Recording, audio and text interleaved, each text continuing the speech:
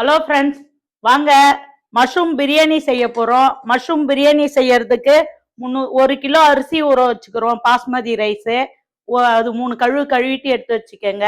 Onion அரிஞ்சு வச்சுக்கிறோம் சின்ன சின்னதா, ஒரு 300 கிராம் எடுத்துக்கோங்க. ஒரு 300 கிராம் தக்காளி எடுத்துக்கோங்க. பச்சை மிளகாய் எடுத்துக்கோங்க 4-5. மஷ்ரூம் அரிஞ்சு வச்சுக்கோங்க. இஞ்சி பூண்டு பேஸ்ட் எடுத்துக்கோங்க. கொத்தமல்லி தழை, புதினா தழை எடுத்துக்கோங்க. லெமன் தேவையான அளவு எடுத்துக்கோங்க. தயிர் எடுத்துக்கோங்க. தனி மிளகாத்தூள் எடுத்துக்கோங்க. அதுக்கு தாளிக்க பிரிஞ்சி இலை, லவங்கம், ஏலக்காய் இதெல்லாம் எடுத்துக்கோங்க. எண்ணெய் எடுத்துக்கோங்க. வாங்க அடுப்பை பற்ற வைக்கும், தாளிக்கலாம்.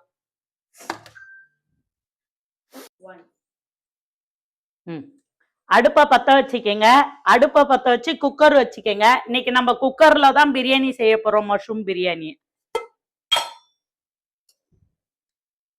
தேவையான அளவு எண்ணெய் ஊத்திக்கங்க. எண்ணெய் காயட்டும்.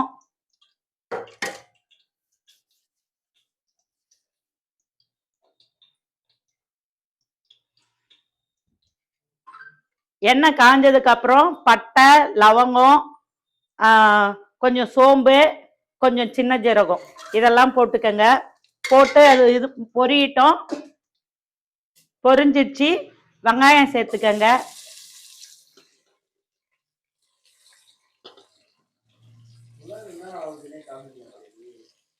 வெங்காயம் பொன்னிறமா ஆகட்டும்.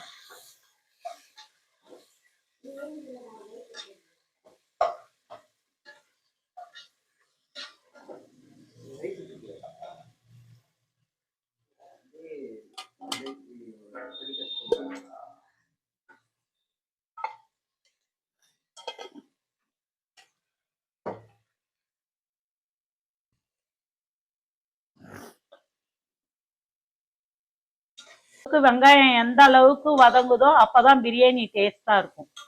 நல்லா பொன்னிறமா ஆகட்டும். தேவையான அளவு உப்பு சேர்த்துக்கங்க. சேர்த்து நல்லா வதங்க விடுங்க. வெங்காயத்தோட உப்பு சேர்த்து வதக்கணும்னா சீக்கிரம் வதங்கிடும்.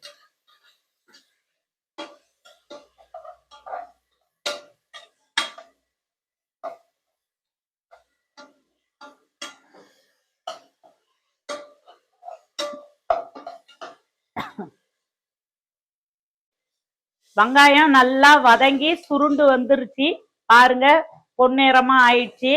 வாங்க நம்ம தக்காளியை சேர்த்துக்கலாம்.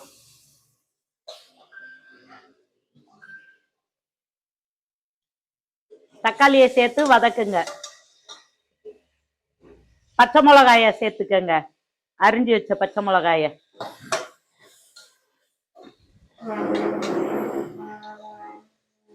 புதினா, கொத்தமல்லி எல்லாத்தையும் வச்சிருக்கிறோம்ல, அதையும் சேர்த்து வதக்குங்க. அது கூட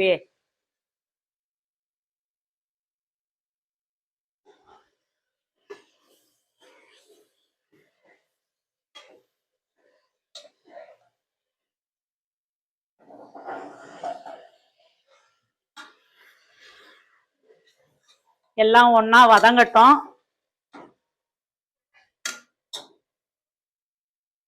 இஞ்சி பூண்டு பேஸ்ட் சேர்த்துக்கங்க தேவையான அளவு.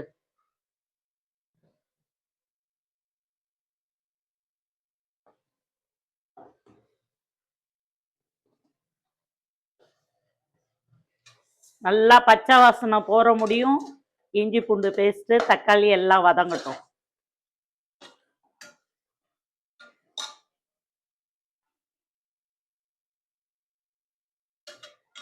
நாங்க எப்பயும் குண்டான்ல தான் பிரியாணி செய்வோம். கொஞ்சம் ஒரு 1.5 கிலோ 2 கிலோ கிட்ட செய்வோம்.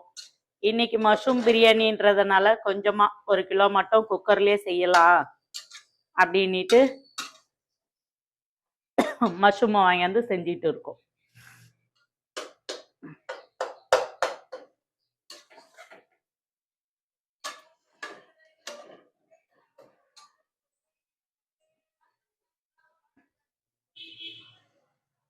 நல்லா வதங்கட்டும்.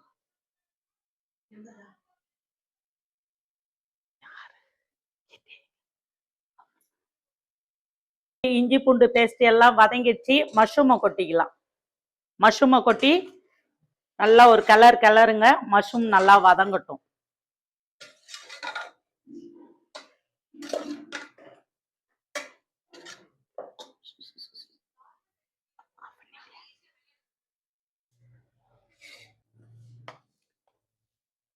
காரத்துக்கு தேவையான தனி மிளகாத்தூள் சேர்த்துக்கங்க. எங்களுக்கு 2 ஸ்பூன் போதும், சின்ன ஸ்பூன் தான். உங்களுக்கு பெரிய ஸ்பூனா இருந்தா 1 சேர்த்துக்கங்க. காரம் அதிகமா நாங்க சாப்பிட மாட்டோம். கரம் மசாலா சேர்த்துக்கங்க 1 ஸ்பூனு.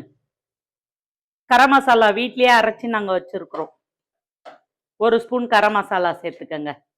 சேர்த்து நல்லா பச்சை வாசனை போற முடியும் நல்லா வதக்கி விடுங்க. தேவையான அளவு தயிர் ஊத்திக்கங்க.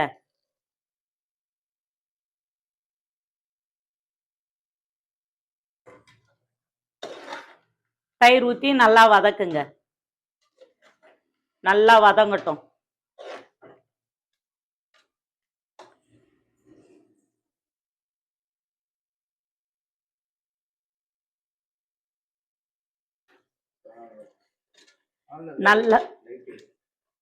நல்லா வதங்கிடுச்சு.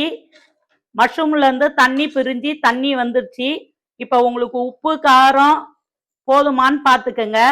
அளந்து தண்ணி ஊத்திக்கலாம். எங்களுக்கு உப்பு காரம்லாம் ஓகே. இது ஒரு படி இது இந்த ஒரு படியில தான் அரிசி போட்டோமே. இதால 1க்கு 2 தண்ணி ஊத்திக்கங்க. கம்மியாவே ஊத்திக்கங்க. மஷ்ரூம்ல தண்ணி பிரிஞ்சு நிறைய வந்திருக்கு. அந்த மஷ்ரூம் தண்ணியே போதும். 2 படி தண்ணி ஊத்தியாச்சு. அரிசி அள்ளி போட்டுடலாம். அரிசி நாங்க ஒரு 3/4 மணி நேரம் ஊற வச்சிருக்கிறோம். பாஸ்மதி ரைஸ ஒரு படிக்கு.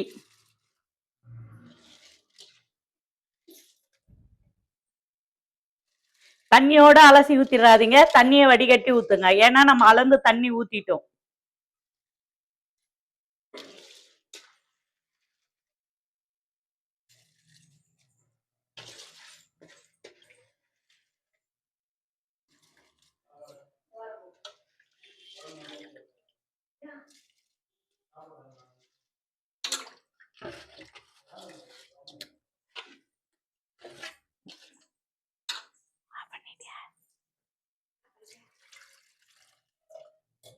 நல்லா தெரியாது அதெல்லாம் எதுக்கு. எல்லாம் தண்ணியெல்லாம் ஊத்தி அளவுலாம் ஓகே. வாங்க குக்கர் மூடிய போட்டு மூடி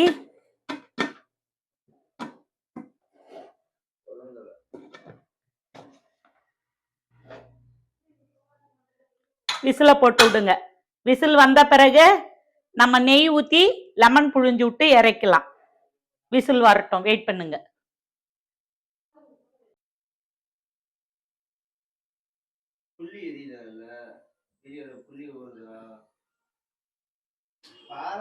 ரெட் கலர்ல இருக்கு. இன்னொரு விசில் விட்டு ஆஃப் பண்ணிருங்க. 2 விசில் போதும். அவர் போனை கட் பண்ணுங்க.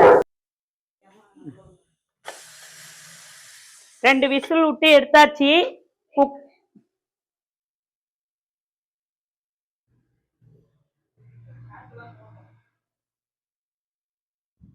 யாரெல்லாம் குக்கர் விசிலுக்கு எல்லாம் பயப்படுவீங்கன்னு சொல்லுங்க. எங்க பொண்ணு பயப்படுவாங்க. அவன் மட்டும் பயப்படுறது இல்லாத என்னையும் பயமுறுத்துவாங்க. சாதம் எப்படி நல்லா மலர்ந்து வெந்து வந்துடுது பாருங்க. லெமனை புழிஞ்சு விட்டுக்கோங்க.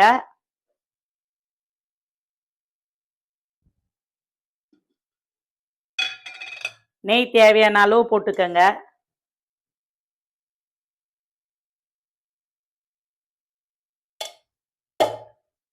சாதத்தை தூக்கி பேஷன்ல கொட்டி குக்கர்ல இருந்து பேஷன்ல மாத்திக்கங்க சாதத்தை.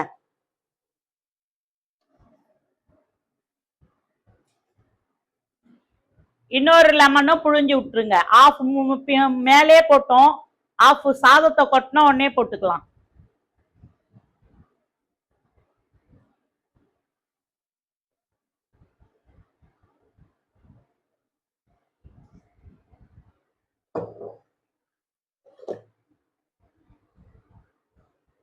நாங்க மஷ்ரூம் பிரியாணி இப்படிதான் செய்வோம். நீங்க எப்படி செய்வீங்கன்னு சொல்லுங்க. சாதம் எவ்வளவு பளபளன்னு வந்திருக்கு பாருங்க. தண்ணி திட்டமா வச்சாக்கா பிரியாணி சூப்பரா இருக்கும். தண்ணி அதிகமா ஆயிடுச்சுன்னா இன்னும் பொங்கல் சாப்பிட்டு போக வேண்டியதான்.